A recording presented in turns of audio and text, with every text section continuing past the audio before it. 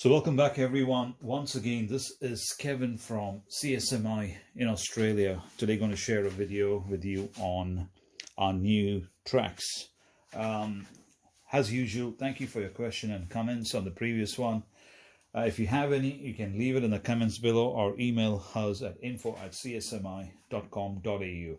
So let's get straight into it. Now, this is what we call the V2 version dozer, which means the roof and the bonnet and the cylinders come painted black from the factory from us.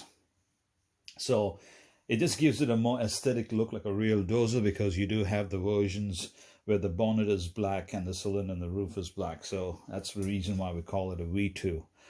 And then you can get the extras like the tracks, the different air filters, and some extras like the 5-port valve with another cylinder. So you can tilt the blade on both sides, and this is a 6-port valve, but obviously we're going to give you a 5-port valve for that particular kit. So let's get straight into it. There's two versions of tracks. You've got the steel tracks, which is this one. I'll bring it up here. And the good thing about this track is it's hardened. It's got a very high ferrous content, so it's more robust. The tracks itself, the two sets, are just about 3 kilos or over 6 pounds in weight. And it has clips on both sides.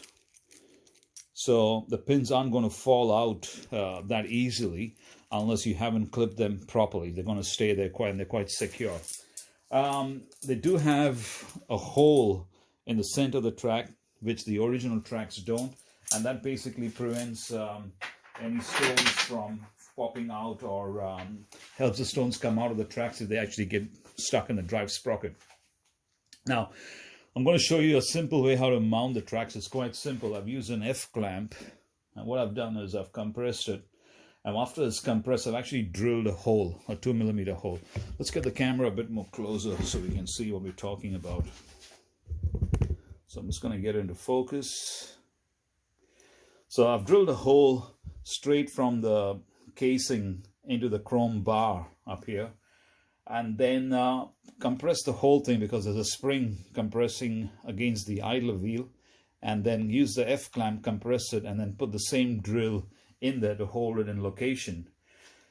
What that does is it keeps it compressed. It then helps you take the tracks out a lot more easier, so you're not fighting it. Let me take the zoom out. And you can take the F-clamp out like this, and then it's easier to work on the whole thing while it's compressed.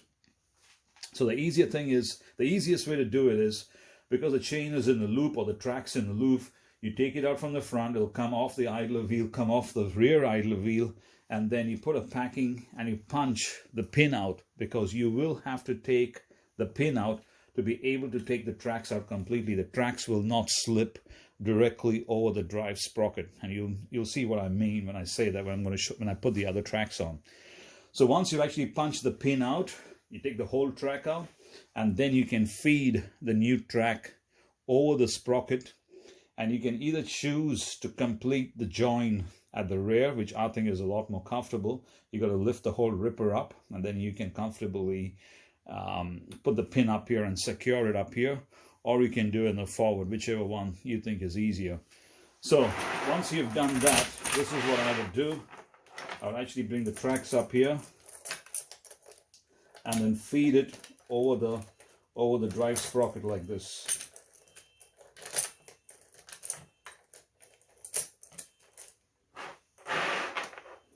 And then complete the connection first.